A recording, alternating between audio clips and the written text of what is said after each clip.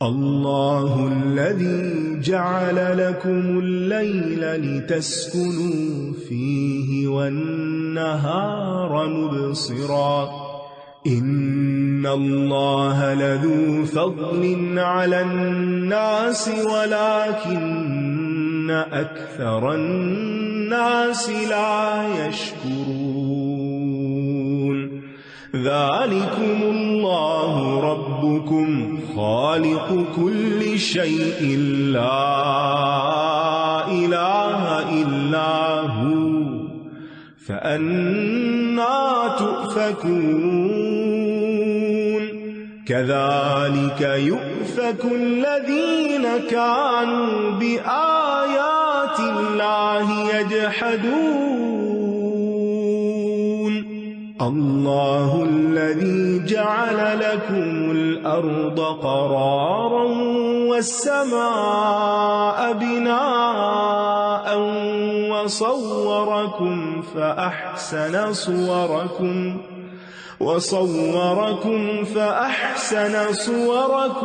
ورزقکم من الطیبات ذالکم اللہ ربکم فتبارک اللہ رب العالمین هو الحی لا الہ الا هو فادعوه مخلصین له الدین الحمد للہ رب العالمین قل انی نہیت ان اعبد الذین تدعون من دون اللہ لما جاءنی البینات من ربی وامرت ان اسلم لرب العالمین هو الذی خلقکم من تراب ثم من نطفة ثم من علقة ثم يخرجكم طفلا ثم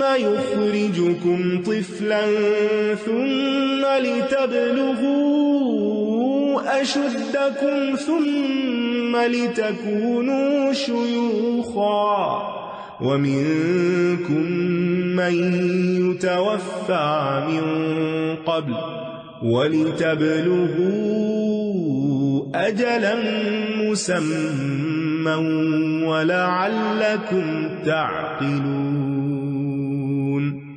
هُوَ الَّذِي يُحْيِي وَيُمِيتُ فَإِذَا قَضَى أَمْرًا فَإِنَّمَا يَقُولُ لَهُ كُن فَيَكُونُ. اللہ وہ ہے جس نے تمہارے لیے رات بنائی تاکہ تم اس میں سکون پاؤ اور دن کو روشن بنایا. یقیناً اللہ لوگوں پر بڑا فضل فرمانے والا ہے، لیکن اکثر لوگ شکر ادا نہیں کرتے. دن اور رات کی نعمت کا شکر ادا نہیں کرتے. رات بھی نعمت ہے، دن بھی نعمت ہے، اور رات خاص طور پر اس میں سکون ہے. اگر انسان کو رات نہ ملتی اور رات بھر بھی وہ چل سے چل کام ہی کرتا رہتا، حرکت میں ہی رہتا، تو اس کا کیا بنتا؟ آپ کو معلوم ہے نا کہ صحت کے لیے جو چیزیں ضروری ہیں ان میں سے ایک نیند بھی ہے، کیونکہ نیند کی حالت میں ہمارے جسموں کی ٹوٹ پھوٹ کی مرمت ہوتی ہے. اور نیند کے اور بھی بے شمار فائدے ہیں، جن میں سے معتدل ہو جتنی ہونی چاہیے، نمازوں کے اوقات کی پابندی کرتے ہوئے. تو اس میں آپ دیکھیے کہ بہت ساری چیزیں انسان کو بہتر کر رہی ہوتی ہیں، لیکن جب وہ سو کے اٹھتا ہے تو بہت کچھ وائپ آؤٹ ہو چکا ہوتا ہے اور فریش ہو جاتا ہے انسان. یعنی نیند انسان کی ان ضروریات میں سے ہے جن کے بغیر انسان زندہ ہی نہیں رہ سکتا. وہی اللہ تمہارا رب ہے، ہر چیز کا پیدا کرنے والا، اس کے سوا کوئی معبود نہیں. تو کہاں سے تم پھیرے جاتے ہو؟ اسی طرح وہ لوگ بھی پھیرے جاتے تھے جو اللہ کی آیات کا انکار کرتے تھے. اللہ وہ ہے جس نے تمہارے لیے زمین کو قرار گاہ اور آسمان کو چھت بنایا، اور اسی نے تمہاری صورتیں بنائی، بس تمہاری صورتیں بہت اچھی بنائی. لہذا کبھی اپنی صورت پر آبجیکشن نہ کریں کہ مجھے ایسا کیوں بنایا. اپنے آپ کو ایکسپٹ کریں کہ اس نے ہمارے لیے جیسا پسند کیا ویسا ہی بنایا، اور ہمیں بھی وہی پسند ہے جو اللہ کی پسند ہے، اور اسی طرح اپنے بچوں کے سلسلے میں بھی۔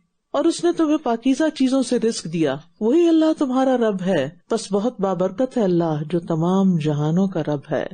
وہ زندہ ہے، اس کے سوا کوئی معبود نہیں، بس دین کو اسی کے لیے خالص کرتے ہوئے اسے پکارو۔ تمام تعریفیں اللہ کے لیے ہیں جو تمام جہانوں کا رب ہے۔ تو یہاں دعا میں اخلاص کی طرف توجہ دلائی گئی ہے، اور پھر اللہ کا وعدہ سچا ہے جس میں کوئی شک نہیں، تو جو اللہ کے وعدے کو سچا مانتا ہے اس کے لیے دنیا کی تکلیفیں آسان ہو جاتی ہیں، اور وہ اپنے ہر بڑے سے بڑے عمل کو بھی چھوٹا سمجھتا ہے۔ کہہ دیجئے بے شک مجھے تو روک دیا گیا ہے کہ میں ان کی عبادت کروں جنہیں تم اللہ کے سوا پکارتے ہو، جبکہ میرے پاس میرے رب کی طرف سے واضح نشانیاں آ چکی ہیں، اور مجھے حکم دیا گیا ہے کہ میں تمام جہانوں کے رب کا فرما بردار بن جاؤں۔ وہی ہے جس نے تمہیں مٹی سے پیدا کیا، پھر نطفے سے، پھر جمے ہوئے خون سے، پھر وہ تمہیں ایک بچہ بنا کر نکالتا ہے، پھر تاکہ تم اپنی جوانی کو پہنچ جاؤ، پھر تاکہ تم بوڑھے ہو جاؤ، اور تم میں سے کوئی اس سے پہلے فوت کر دیا جاتا ہے، اور وہ مہلت دیتا ہے تاکہ تم ایک مقرر وقت تک پہنچ جاؤ، اور تاکہ تم عقل سے کام لو۔ یہاں اللہ تعالیٰ نے تدریج کا اصول بتایا کہ کس طرح گریجولی ایک سٹیج سے دوسری تک تمہیں پہنچایا۔ اس میں بھی سیکھنے کی بڑی بات ہے کہ بڑے سے بڑا کام کرنا ہو نا تو چھوٹے چھوٹے سٹیپس کے ساتھ شروع کریں، یعنی بیج کی طرح گرو کریں۔ ایک دم بہت کچھ کرنے کی کوشش نہ کریں، آپ پھر مایوس ہو کے کچھ بھی نہیں کریں گے۔ یعنی اپنی لمٹس کو دیکھیں، اپنی سٹیج کو دیکھیں کہ میں کسی کام کی کون سی سٹیج پر ہوں۔ بچہ جو ماں کے پیٹ میں تو اس کی سٹیجز ہوتی ہیں نا، اور اس کے مطابق معاملہ کیا جاتا ہے، ماں سے بھی بچے سے بھی۔ اسی طرح بچپن میں بھی اس کی سٹیجز ہوتی ہیں۔ ہم بعض اوقات بچوں سے وقت سے پہلے اتنا کچھ ڈیمانڈ کرنے لگتے ہیں، اتنی توقعات رکھنے لگتے ہیں، دوسرے بچوں سے اس کو کمپیئر کرنے لگتے ہیں، ان ریئلسٹک ایکسپیکٹیشنز۔ جب وہ پورا نہیں بیچارہ کر پاتا تو پھر ہم فرسٹریشن کا شکار ہوتے ہیں۔ تو اس سے بھی بچنے کی ضرورت ہے۔ اور پھر آپ دیکھیے کہ جو انسان بڑا ہوتا جاتا ہے اللہ تعالیٰ اس کی عزت و کرامت میں بھی اضافہ کر دیتے ہیں، اور جو والدین بنتے ہیں، اور آپ دیکھیے کہ ماں باپ بننا جو ہوتا ہے نا وہ انسان کی پوری پرسنالٹی کو تبدیل کر کے رکھ دیتا ہے۔ ہم کیا چاہتے ہیں، جیسے ہم ہیں نا، جو ہم کر رہے ہیں نا، بس جو بچہ آئے وہ ہمارے مطابق ڈال جائے۔ ایک خاتون کی حیثیت سے، ایک ماں کی حیثیت سے مجھے بچے پالنے کا کوئی شوق نہیں، مجھے بس پڑھنے لکھنے کا شوق ہے، مجھے جاب کا شوق ہے، میرا پروفیشن، میری جاب، میں تو بس کام والی خاتون ہوں، اور یہ بچہ ٹھیک نہیں ہے، اور یہ بس ضد کرتا رہتا ہے، اور بہت ساری ایسی چیزیں۔ تو اب آپ دیکھیں کہ وہ بچے کا قصور نہیں ہے، قصور ہمارا اپنا ہے۔ اللہ نے ایک عورت کو پیدا اس لیے کیا تھا تاکہ وہ بچے کی ساری ایموشنل نیڈز پوری کرے، اسے کھلانے پلانے کے علاوہ۔ لیکن اس بچے کی جب ایموشنل نیڈز پوری نہیں ہوتی، اسے توجہ نہیں ملتی، تو پھر وہ کیا کرتا ہے؟ ایسی ایسی حرکتیں کرتا ہے کہ جس سے ماں باپ پھر پریشان ہوتے ہیں۔ وہ سمجھتے ہیں کہ یہ کوئی نفسیاتی مریض ہے، لہٰذا وہ ڈاکٹر کے پاس لے جاتے ہیں، وہ اس کو ایسی دوائیاں دے دیتے ہیں جس سے بچہ سویا رہے۔ تو بچوں کی تربیت میں بعض اوقات بچے پرابلم نہیں ہوتے، ہم خود بچوں کے لیے پرابلم بن جاتے ہیں۔ بچہ پیرنٹس کی زندگی میں ایک چیلنج ہوتا ہے، وہ ان کو اپنے مطابق بدل دیتا ہے۔ جو صحیح والے والدین ہوتے ہیں نا، وہ بچوں کے مطابق اپنے آپ کو ڈھال لیتے ہیں پھر، اور اس کے مطابق اٹھنا، سونا، جاگنا، کھانا پینا۔ ماں کے اوپر کتنی ساری پابندیاں کھانے پینے میں بعض اوقات لگ جاتی ہیں اگر بچہ الرجک ہو کسی چیز سے۔ تو جو اس ریالٹی کو ایکسپٹ کر لیتے ہیں نا، ایکسپٹ کر لیتے ہیں کہ یہ میرے لیے ایک چیلنج ہے اور مجھے اس کو سمجھنا ہے اور مجھے اس کے مطابق کچھ کرنا ہے، تو وہ بہت فائدے میں رہتے ہیں۔ وہ پھر اللہ کی بھیجی جو امانت ہے نا، ایک خاص طرز کا انسان، ہر انسان فرق ہے نا، تو اس کو سمجھنا ضروری ہے۔ تو پھر وہ اس طرح کا بچہ پروان چڑھاتے ہیں تو پھر وہ کمال کرتا ہے دنیا میں۔ لیکن اگر سمجھتے نہیں، اور بعض اوقات بچوں کی وجہ سے ماں باپ آپس میں لڑتے ہیں، اور جو بچے بچپن میں ماں باپ کی لڑائیاں دیکھتے ہیں وہ الگ قسم کے نفسیاتی مریض بنتے ہیں، اور اس طرح ایک ذہنی انتشار کی ایسی وبا پھیل جاتی ہے معاشرے کے اندر کے جس کا پھر کوئی علاج نظر نہیں آتا۔ تو بہرحال اللہ تعالیٰ کے اس طریقے کو سمجھ کر ہمیں اپنے آپ کو اس کے مطابق ڈھالنا ہے۔ وہی ہے جو زندگی اور موت دیتا ہے، پھر جب وہ کسی کام کا فیصلہ کر لیتا ہے تو اسے صرف یہ کہتا ہے کہ ہو جا، تو وہ ہو جاتا ہے۔ یعنی اللہ سبحانہ وتعالیٰ زندگی بھی دیتا ہے اور موت بھی وہی دیتا ہے۔ کوئی ماں کے پیٹ میں مر جاتا ہے، کوئی باہر آ کے مر جاتا ہے، کوئی بڑا ہو کے، کوئی بوڑھا ہو کے، ہر کوئی اپنا وقت پورا کر کے جاتا ہے۔ لہٰذا یہ مت سوچو کہ اس نے پیدا کر دیا تو وہ بھول گیا ہے۔ وَإِنَّهُ عَلَىٰ رَجْعِهِ لَقَادِرٌ۔ أَلَمْ تَرَ إِلَى الَّذِينَ يُجَادِلُونَ فِي آيَاتِ اللَّهِ أَنَّىٰ يُصْرَفُونَ يصرفون الذين كذبوا بالكتاب وبما أرسلنا به رسلنا فسوف يعلمون إذ الأغلال في أعناقهم والسلاسل يسحبون في الحميم ثم في النار يسجرون ثم قيل لهم أين ما كنتم تشركون من دون الله قالوا ضلوا عنا بل لم نكن ندعو من قبل شيئا كذلك يضل الله الكافرين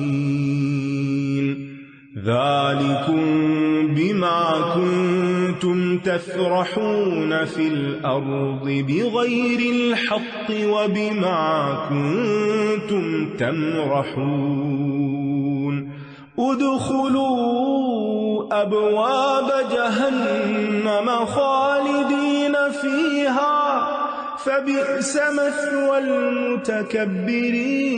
المتكبرين فاصبر إن وعد الله حق فإما نرينك بعض الذي نعدهم أو نتوفينك فإلينا يرجعون وَلَقَدْ أَرْسَلْنَا رُسُلًا مِّن قَبْلِكَ مِنْهُم مَّن قَصَصْنَا عَلَيْكَ وَمِنْهُم مَّن لَّمْ نَقْصُصْ عَلَيْكَ وَمَا كَانَ لِرَسُولٍ أَن يَأْتِيَ بِآيَةٍ إِلَّا بِإِذْنِ اللَّهِ فَإِذَا جَاءَ أَمْرُ اللَّهِ قُضِيَ بِالْحَقِّ وَخَسِرَ هُنَالِكَ الْمُبْطِلُونَ۔ کیا آپ نے ان لوگوں کو نہیں دیکھا جو اللہ کی آیات کے بارے میں جھگڑتے ہیں؟ کہاں سے یہ پھیرے جاتے ہیں؟ جن لوگوں نے کتاب کو جھٹلایا اور اس کو بھی جس کے ساتھ ہم نے اپنے رسولوں کو بھیجا تھا، تو بہت جلد یہ جان لیں گے جب ان کی گردنوں میں طوق اور زنجیریں ہوں گی اور یہ گھسیٹے جا رہے ہوں گے۔ یہ طوق اس لیے نہیں پہنائے جائیں گے یا زنجیریں اس لیے نہیں پہنائی جائیں گی کہ اللہ تعالیٰ ان کو پکڑ نہیں سکتا تھا تو اس لیے انہیں بس کسی طرح پکڑا کے تو باندھ کے رکھ دیا گیا، نہیں، وہ اس لیے ہوں گی تاکہ جب جہنم کے شعلے انہیں اوپر لے کر آئیں تو وہ زنجیریں پکڑ کے ان کو نیچے تہہ میں لے جائیں، کھولتے پانی میں، پھر یہ آگ میں جھونکے جائیں گے۔ پھر ان سے کہا جائے گا، کہاں ہے وہ جنہیں تم شریک ٹھہراتے تھے؟ کہاں ہے تمہارے سو کالڈ خدا اللہ کے سوا؟ یہ کہیں گے وہ ہم سے گم ہو گئے، بلکہ ہم اس سے پہلے کسی کو بھی نہیں پکارتے تھے۔ صاف انکار، جھوٹ۔ اسی طرح اللہ کافروں کو بھٹکا دیتا ہے۔ یہ اس وجہ سے ہوا کہ تم زمین میں ناحق خوش ہوتے تھے، اور اس وجہ سے بھی کہ تم اترایا کرتے تھے۔ ناحق خوش یعنی اللہ کو بھول کر نافرمانیوں پہ خوش ہو رہے تھے، اللہ کے رسول کا مقابلہ کر کے یا مال و دولت کے نشے میں اللہ کی نافرمانیوں کے کام کر کے تم بڑے خوش ہوتے تھے، جیسے قارون۔ جہنم کے دروازوں میں داخل ہو جاؤ، تم اس میں ہمیشہ رہنے والے ہو، بس کتنا برا ٹھکانہ ہے تکبر کرنے والوں کا۔ بس آپ صبر کیجئے، بے شک اللہ کا وعدہ سچا ہے۔ پھر اگر ہم آپ کو اس عذاب کا کچھ حصہ دکھا دیں جس کا ہم ان سے وعدہ کر رہے ہیں، یا ہم آپ کو فوت کر دیں، تو یہ سب ہماری ہی طرف لوٹائے جائیں گے۔ یعنی مشکلات سے نجات کا صرف انتظار نہ کیا جائے، بلکہ اس کے لیے کوشش اور اسباب بھی اختیار کیے جائیں۔ کوشش اور اسباب، اور پھر ان اسباب میں سے ایک سبب صبر ہے، جو ایک یقینی حل ہے غموں کا اور مختلف طرح کی تکلیفوں کا۔ یعنی ایک شخص وہ ہوتا ہے نا جو بس کہیں بیٹھ کر اپنے غم سے نجات کا انتظار کر رہا ہوتا ہے، یا پھر ہر ایک کو اپنے غم کی داستان سناتا رہتا ہے۔ یہ اسباب اختیار کرنے میں سے نہیں ہے۔ اسباب اختیار کرنے میں سے کیا ہے کہ انسان جو کچھ اس کو دور کرنے کے لیے کر سکتا کرے، اور پھر معاملہ اللہ کے سپرد کر کے اپنے مقاصد کے حصول کے لیے کام کرتا رہے۔ یعنی کبھی بھی کوئی چیز اس طرح آپ پر حاوی نہیں ہونی چاہیے کہ جو آپ کی ترقی کے راستے میں رکاوٹ بنے، وہ ترقی دنیاوی بھی ہو سکتی ہے، وہ ترقی آخرت کی بھی ہو سکتی ہے، وہ دین کا کام بھی ہو سکتا ہے، وہ دنیا کا کوئی کام ہو سکتا ہے۔ اب یہ نہیں کہ آپ بہت غم زدہ ہیں تو آپ کے آج تو میں کھانا ہی نہیں پکا رہی، بے شک گھر والے بھوکے رہیں کیونکہ میں غم زدہ ہوں، ایسے تو نہیں زندگی گزر۔ اور اگر بنا لیں تو منہ بنائے رکھیں اور دوسروں کو بھی اذیت میں مبتلا رکھیں، بلکہ جو آپ کے اندر ہے نا، جو بھی تکلیف اسے اللہ سے ذکر کریں۔ انما اشکو بثی وحزنی الی اللہ، کیونکہ جس طرح اللہ تعالیٰ سمجھتا ہے نا آپ کو، وہ آپ کے سکے ماں باپ بھی نہیں سمجھتے۔ آپ کچھ بتائیں گے وہ کچھ اور ہی آگے سے بات کرے، ایسا نہیں ہوتا اکثر؟ یعنی آپ بعض اوقات اپنے ٹوٹے ہوئے دل کو کسی کے آگے رکھتے ہیں اور وہ الٹا اسی پہ ہنسنا شروع کر دیتا ہے۔ کئی تو بے وقوف مائیں بچے کو چوٹ لگے تو اس پہ ہنسنا شروع کر دیتی ہیں، اور یہی رویہ بڑوں کے ساتھ بھی ہوتا ہے کہ انہیں کوئی دکھ پہنچے تو اس کو سمجھتے ہی نہیں لوگ، اور اس سے فرسٹریشن پر فرسٹریشن کا اضافہ ہوتا ہے جب کوئی سمجھتا نہیں ہمیں۔ آپ کچھ کہہ رہے ہیں وہ کچھ اور ہی سمجھ رہے، پہلا غم جو تھا وہ دگنا ہی ہو گیا۔ اور یقیناً آپ سے پہلے بھی ہم نے کئی رسول بھیجے، ان میں سے کچھ کا حال ہم نے آپ پر بیان کیا اور ان میں سے کچھ کا حال تو ہم نے آپ پر بیان ہی نہیں کیا۔ سبحان اللہ، پتہ نہیں اللہ کے پاس کیسے کیسے راز ہیں، کیسی کیسی قومیں جو صفحہ ہستی سے مٹ گئیں، کسی تاریخ میں ان کا کوئی ذکر نہیں، لا یعلمہم الا اللہ۔ اور کسی رسول کے لیے ممکن نہیں کہ وہ اللہ کے اذن کے بغیر کوئی نشانی لے آئے۔ پھر جب اللہ کا حکم آ پہنچا تو حق کے ساتھ فیصلہ کر دیا گیا اور اہل باطل اس جگہ خسارے میں پڑ گئے۔ اللہ الذی جعل لکم الانعام لترکبوا منها ومنها تأکلون وَلَكُمْ فِيهَا مَنَافِعُ وَلِتَبْلُغُوا عَلَيْهَا حَاجَةً فِي صُدُورِكُمْ وَعَلَيْهَا وَعَلَى الْفُلْكِ تُحْمَلُونَ وَيُرِيكُمْ آيَاتِهِ فَأَيَّ آيَاتِ اللَّهِ تُنْكِرُونَ أَفَلَمْ يَسِيرُوا فِي الْأَرْضِ فَيَنْظُرُوا كَيْفَ كَانَ عَاقِبَةُ الَّذِينَ مِنْ قَبْلِهِمْ كَانُوا أَكْثَرَ مِنْهُمْ وَأَشَدَّ قُوَّةً وَآثَارًا فِي الْأَرْضِ فَمَا أَغْنَى عَنْهُمْ مَا كَانُوا يَكْسِبُونَ فَلَمَّا جَاءَتْهُمْ رُسُلُهُم بِالْبَيِّنَاتِ فَرِحُوا بِمَا عِندَهُم مِّنَ الْعِلْمِ وَحَاقَ بِهِم مَّا كَانُوا بِهِ يَسْتَهْزِئُونَ فَلَمَّا رَأَوْا بَأْسَنَا قَالُوا آمَنَّا بِاللَّهِ وَحْدَهُ وَكَفَرْنَا بِمَا كُنَّا بِهِ مُشْرِكِينَ فَلَمْ يَكُ يَنفَعُهُمْ إِيمَانُهُمْ لَمَّا رَأَوْا بَأْسَنَا سُنَّتَ اللَّهِ الَّتِي قَدْ خَلَتْ فِي عِبَادِهِ وَخَسِرَ هُنَالِكَ الْكَافِرُونَ۔ اللہ وہ ہے جس نے تمہارے لیے مویشی پیدا کیے تاکہ ان میں سے بعض پر تم سواری کرو اور ان میں سے بعض کو تم کھاتے ہو، جیسے اونٹ پہ سواری بھی ہوتی ہے اور کھایا بھی جاتا ہے، اور جو بکری بھیڑ وغیرہ جو ہیں وہ صرف کھانے کے کام آتے ہیں یا دودھ وغیرہ کے، اور تمہارے لیے ان میں بہت سے فائدے ہیں، اور تاکہ تم ان پر سوار ہو کر اس حاجت کو پہنچو جو تمہارے سینوں میں ہے، اور ان پر اور کشتیوں پر تم سوار کیے جاتے ہو۔ یعنی یہ نعمتیں ہیں نا کہ ہماری آسانی کے لیے اللہ نے جانور پیدا کر دیے، کشتیاں بنا دی۔ اللہ تعالیٰ کو تو ان کی ضرورت نہیں تھی نا، لیکن ہم میں سے کتنے لوگ ہیں جو ان کو نعمتیں سمجھتے ہو، اور وہ تمہیں اپنی نشانیاں دکھاتا ہے، پس تم اللہ کی کون کون سی نشانیوں کا انکار کرو گے؟ کیا یہ زمین میں چلے پھرے نہیں تو یہ دیکھتے کہ ان سے پہلے کے لوگوں کا انجام کیسا ہوا، وہ تعداد میں ان سے زیادہ تھے اور قوت اور زمین میں آثار چھوڑنے کے اعتبار سے بھی ان سے بڑھ کر تھے، پر جو کمائی یہ کرتے تھے ان کے کسی کام نہ آئی۔ تو جب ان کے پاس ان کے رسول واضح دلائل لے کر آئے تو یہ اس علم پر جو ان کے پاس تھا اتراتے رہے اور انہیں اس چیز نے گھیر لیا جس کا یہ مذاق اڑاتے تھے. تو اس سے پتہ چلتا ہے کہ کچھ علوم قابل مذمت ہوتے ہیں جس کی وجہ سے انسان فائدہ نہیں اٹھاتا، اتراتا ہے اور تکبر کرتا ہے. پھر جب انہوں نے ہمارا عذاب دیکھا تو کہنے لگے ہم اکیلے اللہ پر ایمان لائے اور ہم سب ان کا انکار کرتے ہیں جنہیں ہم اس کے ساتھ شریک کیا کرتے تھے. پھر جب انہوں نے ہمارا عذاب دیکھ لیا تو ان کا ایمان لانا ان کے لیے فائدہ مند نہ ہوا. یہ اللہ کا طریقہ ہے جو اس کے بندوں میں اس سے پہلے گزر چکا ہے، اور کافر اس موقع پر خسارے میں پڑ گئے.